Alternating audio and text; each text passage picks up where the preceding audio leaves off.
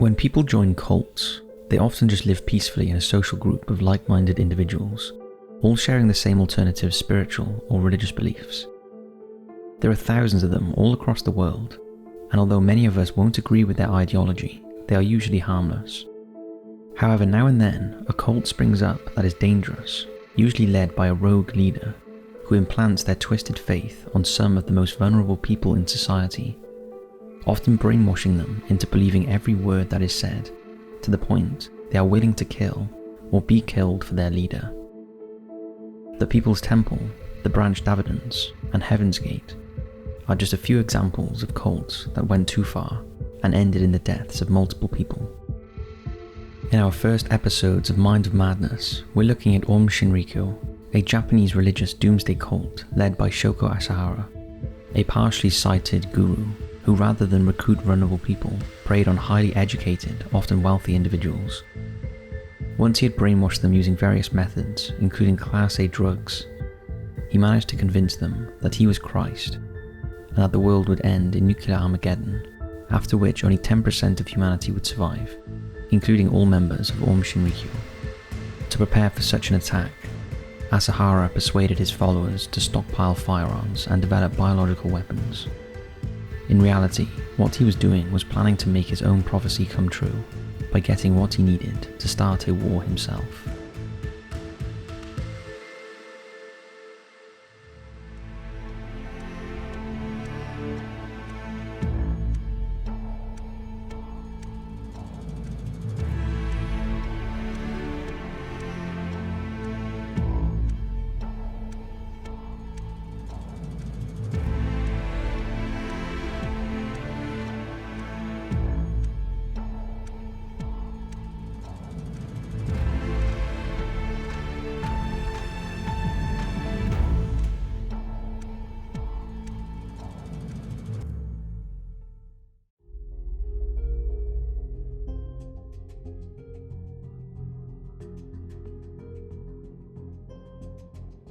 Chizuo Matsumoto was born on March 2, 1955, in Kyushu, Japan. He was the sixth of 7 children born into a poor family of tatami mat makers. From birth, Chizuo was afflicted with congenital glaucoma, and eventually went blind in his left eye and had poor sight in his right, meaning his early education was spent at a special school for the blind, where his completely blind older and younger brothers also attended. Chizuo was a big, strong boy in comparison to some of the other students, and having some sight gave him an advantage over his peers that he used to manipulate and bully them. He wasn't a popular student, although he had a few friends who would follow his every move.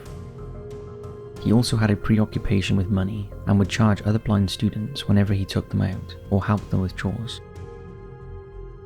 As he grew older, Chizuo would be violent and rebellious towards both students and teachers, who later described him as coercive and resentful towards his peers who were scared of him. Although they pointed out that he was particularly kind to his 2 brothers. However, despite his reputation, Chizuo gained good grades, and by the time he graduated in 1975, he was also a black belt in judo. But he had spent almost 20 years in the closed society of a boarding school for the sightless, where he used to control the other kids using the little sight he had, and he fully intended on doing the same out in the wider society.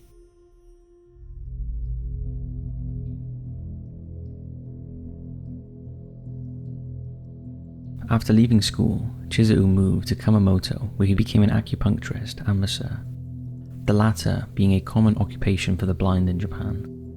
However, not long after, he was convicted of causing bodily injury to one of his clients and was fined 15,000 yen, about $150.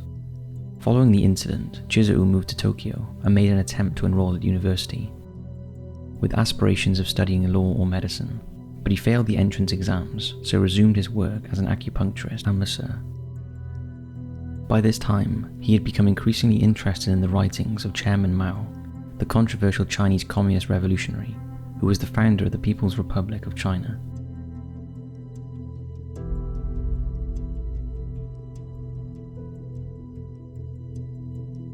At the age of 23, Chizuo married 19-year-old Tomoko Ishii, and the couple soon announced they were expecting a child. In 1978, the same year they got married, Tomoko gave birth to a baby girl, the first of their 6 children, Chizuru went on to have another 6 children with other women. Using his new wife's family money, the couple opened a very successful Chinese herbal medicine pharmacy, selling unregulated drugs and homemade remedies that he claimed could cure all sorts of ailments. The money they earned afforded them a comfortable home in a Tokyo suburb. However, just a year after opening the shop, the law caught up with them, and in 1982, Chizuru was arrested and convicted of selling fake prescription medicine without a license, and was handed a short jail term and fined 200,000 yen, about $2,000. The humiliation at the loss of his business and living resulted in Chizuru exploring various religious concepts, including Chinese astrology and Taoism, and later Western esotericism, yoga, meditation, esoteric Buddhism, and Christianity. He was already a member of Eigon Shu, one of Japan's most successful new religions, which is based on the Agamas, a collection of early Buddhist scriptures. His studies sent him on a spiritual journey where he aimed to self-purify through mystical forms of yoga and esoteric Buddhism to free himself from bad karma. He had visions of being a guru, a leader, a personal religious and spiritual guide. Chizuru later claimed that during his time with Eigon Shu, through esoteric yoga, he gained access to cosmic energy that normally lies sleeping at the base of the spine. Using this mantra as a selling point, Chizuru and his wife opened a yoga school in Tokyo and gained many followers due to the skill he demonstrated.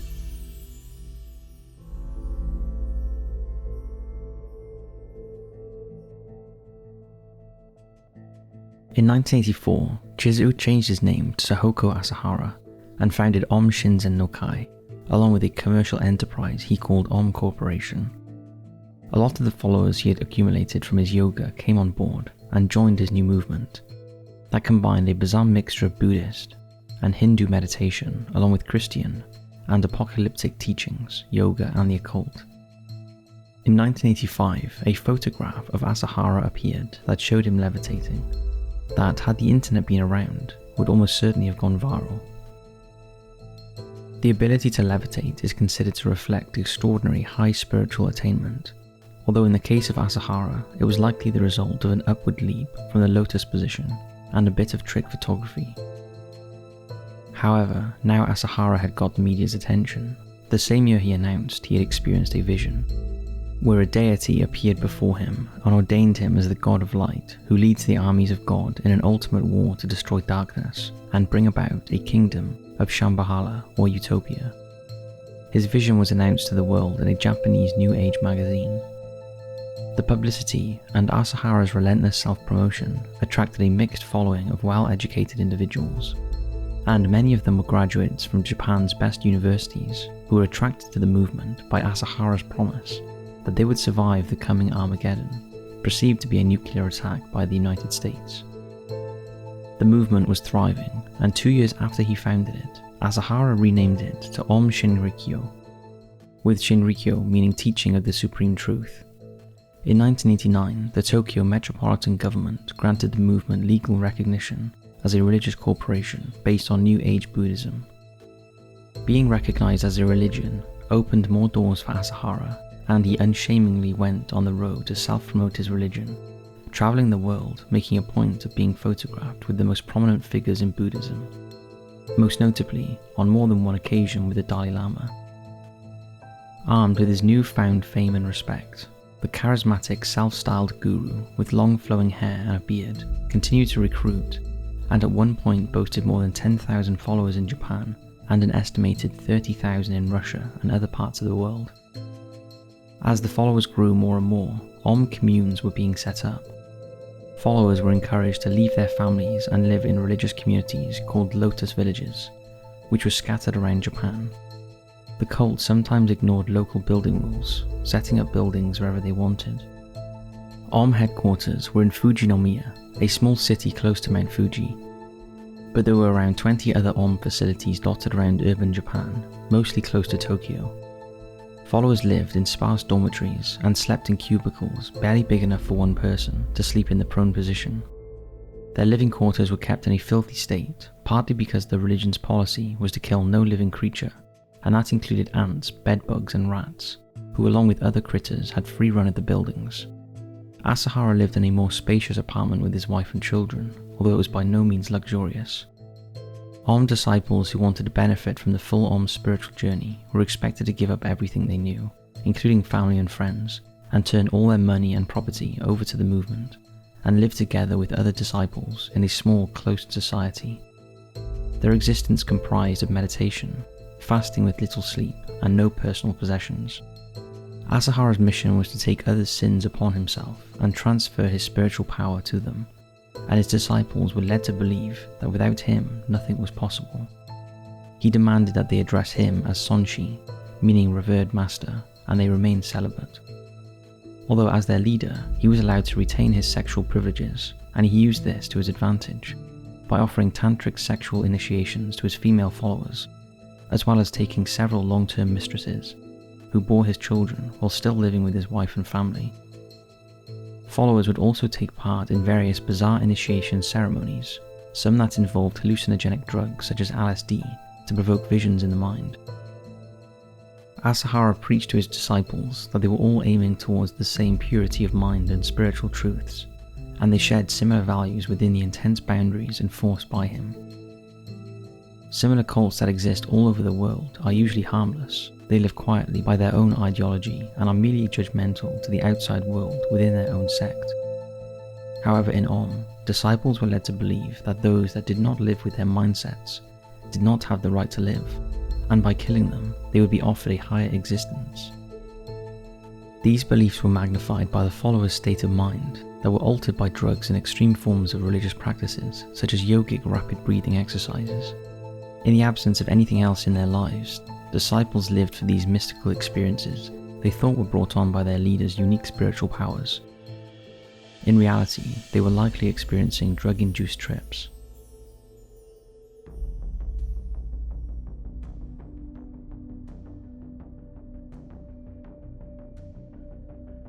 Asahara's teachings were not all about purity of mind and yoga. He also preached about dark conspiracies he claimed were orchestrated by the Jews, the Freemasons, the Dutch, British royal family, and rival Japanese religions. And he outlined to his followers a Doomsday prophecy, which included a Third World War and a final conflict culminating in a nuclear Armageddon. And he often preached the necessity of Armageddon for human relief. In his book, Disaster Approaches the Land of the Rising Sun, Asahara had already foretold this by claiming that the United States was ruled by Freemasons, or possibly Jews, and planned to attack Japan, and part of the attack would include a cloud of poison gas sent floating over Japan. This would be followed by a worldwide nuclear war, after which only 10% of humanity would survive, including members of Om Shinrikyo. He told his followers that the world would end soon, and at first he said it would be in 1999, but later declared he was wrong and it would end in 1997. In preparation for the end, Asahara recruited experts in chemical and biological weapons and sent them around the world in search of materials. In 1992, he sent cult members to Zari, where there had been an outbreak of the deadly Ebola virus, and posing as aid workers, they tried to get samples of the virus that could be used in biological warfare. He also purchased special gas masks from the United States. The cult set up an assembly line inside its main compound to put together automatic rifles. They also bought remote-controlled miniature helicopters at $20,000 each, capable of distributing poison gas. Asahara also tried hard to recruit members from Russia, apparently hoping to get his hands on weapons from the former Soviet Union.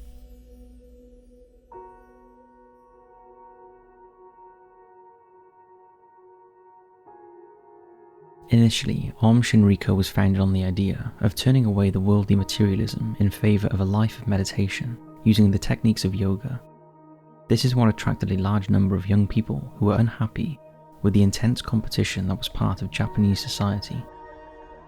But this ideology was based on a lie by Asahara, who had always been obsessed with money, and it wasn't long before Asahara encouraged his wealthy followers to purchase bottles of his bathwater, sold under the name Miracle Pond, for about $300 an ounce, and even his blood to drink as a way to achieve enlightenment.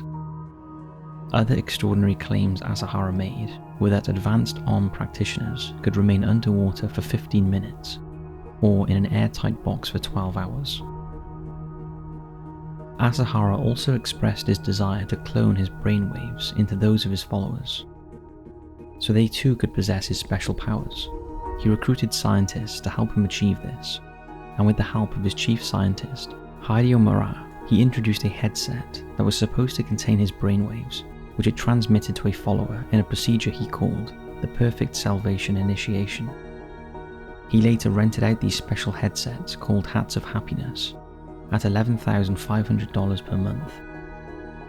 Asahara also wrote several religious books, including Beyond Life and Death and Supreme Initiation, and in 1992 he published Declaring Myself the Christ, within which he declared himself Christ, Japan's only fully enlightened master, and identified with the Lamb of God. Outside of the cult, Asahara's Om Corporation was also very successful at making money. It had chains of discount stores, restaurants, and a factory that put together personal computers. They also ran fitness clubs and babysitting services. Overseas, they owned a tea plantation, an import-export operation in Taiwan, and a huge sheep ranch in Australia. There have also been suggestions they were involved in black market drug selling with the Japanese mafia.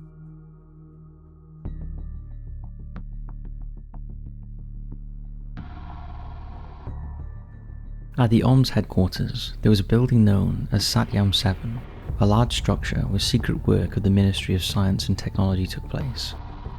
The area was out of bounds for ordinary members of OM and contained laboratories and plants for biological and chemical weapons, as well as a microwave incinerator used to dispose of bodies.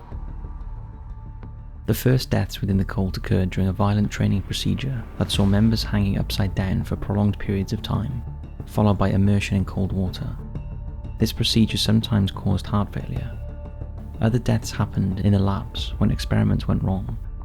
However, later, followers were murdered or tortured for showing sexual urges or trying to leave, and it's alleged as many as 80 murders were carried out to silence defectors or stop them leaving.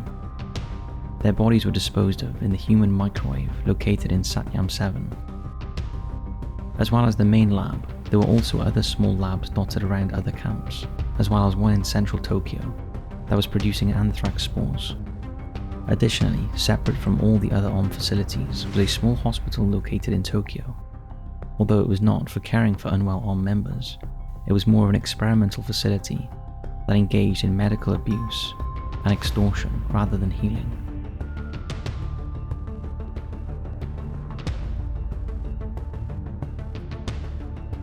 As a teenager, Asahara had vowed to become Japan's Prime Minister, so in 1990 he decided to try politics.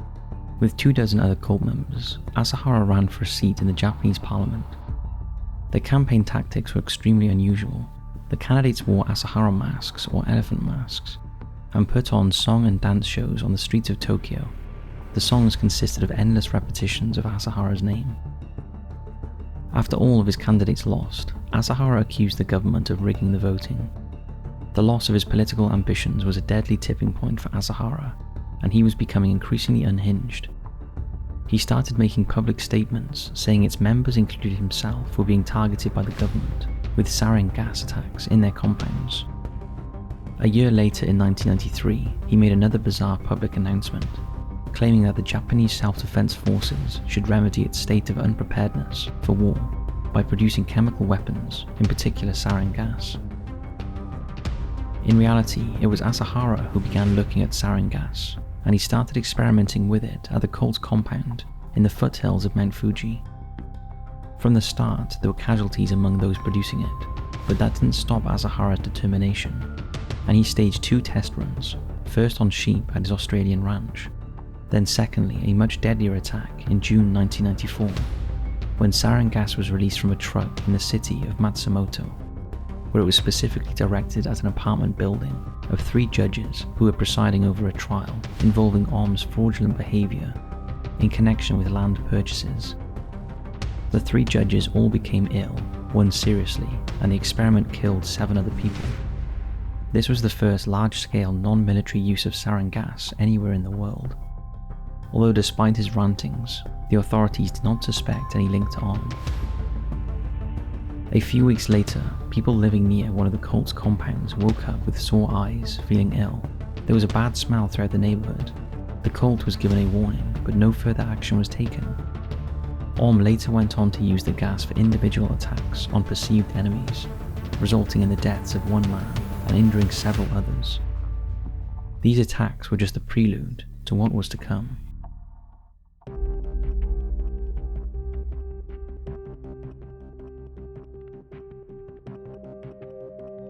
Sarin is a highly poisonous chemical that kills because it interferes with signaling within the nervous system. It was first developed in late 1938 by the German scientist Gerhard Schrader, who was tasked with inventing a cheaper pesticide to kill the weevils that were damaging German fields and orchards. However, by mixing phosphorus with cyanide, he came up with a substance that was way too toxic for use for agricultural purposes. And after further tinkering to the formula, he came up with something even more toxic that he called sarin, an acronym for the names of the 4 scientists who helped him develop it. The German army were informed of the discovery and its possibility as a chemical weapon, and by the end of World War II, Nazi Germany had produced some 12,000 tons of the deadly chemical compound, enough to kill millions of people. But thankfully, despite urging from his officers, Hitler declined to employ it as a chemical weapon against the Allied powers. In its liquid form, sarin is clear, colourless, odourless and tasteless, and can even evaporate into vapour that can easily be breathed in by unsuspecting humans. Like other nerve agents, sarin targets an enzyme within the body's neuromuscular junctions, where nerves meet muscles, and people who are exposed to sarin, whether through skin-to-skin contact or inhalation, may experience diarrhea, along with excess fluids running from their eyes, noses, mouths, sweat glands, and urinary tract. Sarin can cause symptoms within seconds to minutes, depending on its route and exposure levels, and it affects so many of the body's organs that unless an antidote is administered within 10 minutes of exposure, it is likely to kill.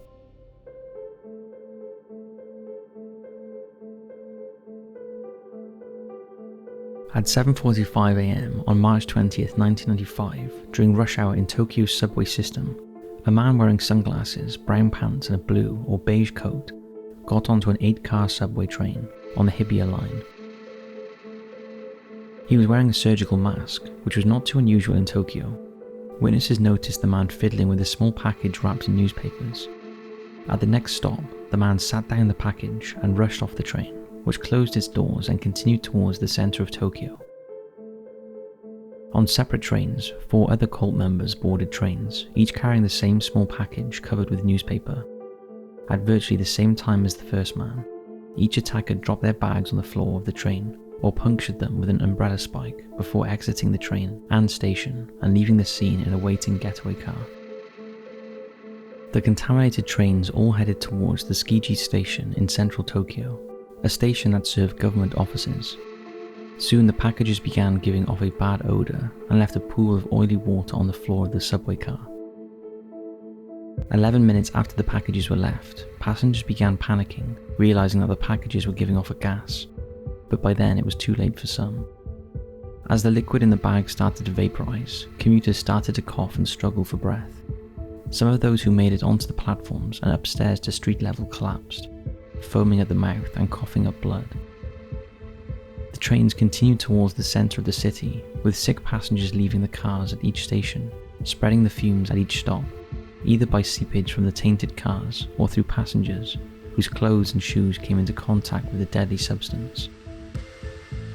Many of the individuals were exposed to sarin during the attack while trying to assist those who already had been stricken.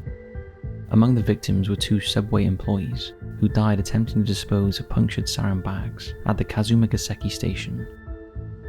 As self-defense forces rushed to the scene, unaware of what they were dealing with, the world soon found out about the incident, and TV footage soon circulated showing members of self-defense forces, dressed in hazmat suits and full face masks, descending flights of stairs into the subway stations. In all, 5 subway stations on 3 different subway lines were affected by gas attacks that morning. 13 people lost their lives in the most horrific and frightening way, and over 5,000 others were reportedly injured.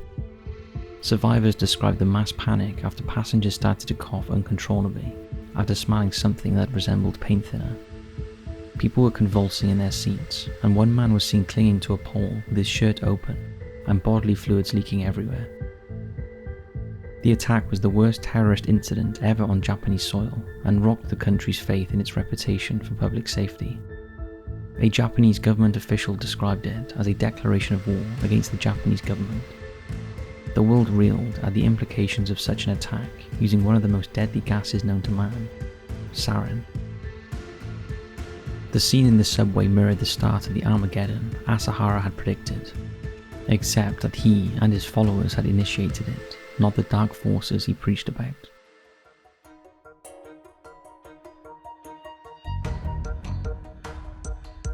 Authorities immediately began their investigation into the attack, and they soon made connections between this gassing and the earlier incidents involving sarin, and suspicion quickly focused on Shinrikyo. Just 2 days after the attack, 2,500 police officers raided 25 offices of Shinrikyo, located throughout Japan. Police dressed in protective gear entered the premises, holding cages out in front of them. The cages carried canaries. If the birds died, the officers would know gas was present and run for their lives. The birds did not die, but inside one of Shinrikyo's compounds, the police found large amounts of chemicals that could be used to make sarin. They also found 50 cult members suffering from malnutrition and a young woman lying inside a small windowless box, where she had been for more than 2 months.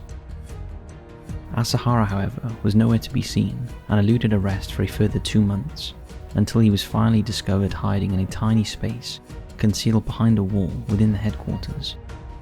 He was dressed in silk pajamas with a cassette player, a few books, and $100,000 in cash. He was immediately arrested and charged with ordering the subway attack. Eventually, around 200 members of the leadership were arrested.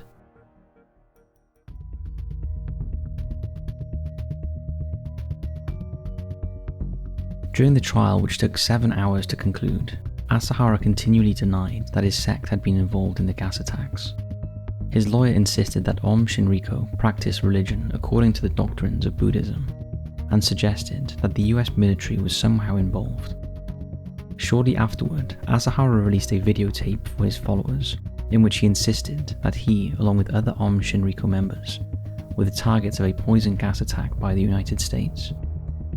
His defense team argued that a group of senior followers initiated the atrocities and kept them a secret from Asahara. However, later in the trial, some of the disciples testified against him, later admitted that members had also participated in the Tokyo and Matsumoto incidents, and implicated the sect in the 1989 killing of a lawyer and his family. Asahara was found guilty, and on February 27, 2004, he was sentenced to death by hanging. His defense team appealed the sentencing on the grounds that Asahara was mentally unfit.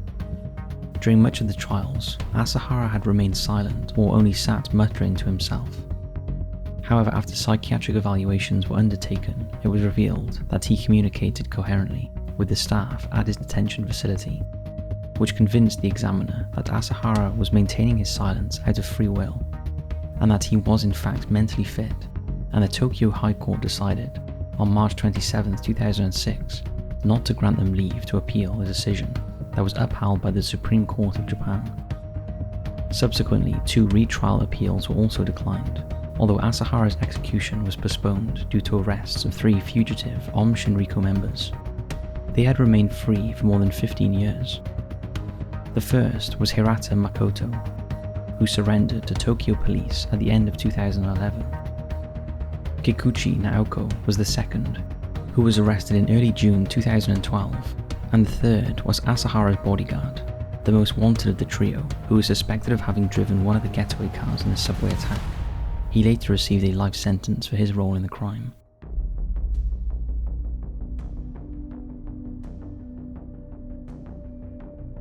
On July 6, 2018, 23 years after the attack, 63-year-old Shoko Asahara was hanged at the Tokyo detention house, along with 6 other cult members.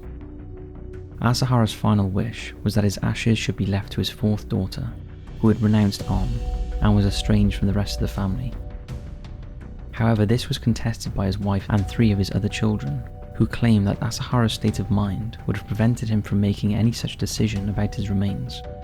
and it's feared that they want his ashes to enshrine them, so his remaining followers can worship him. The detention center where his ashes are being held are so concerned that an attempt to steal them might be attempted, that they have the building under heavy security, but as of 2020, the ashes remain at the prison.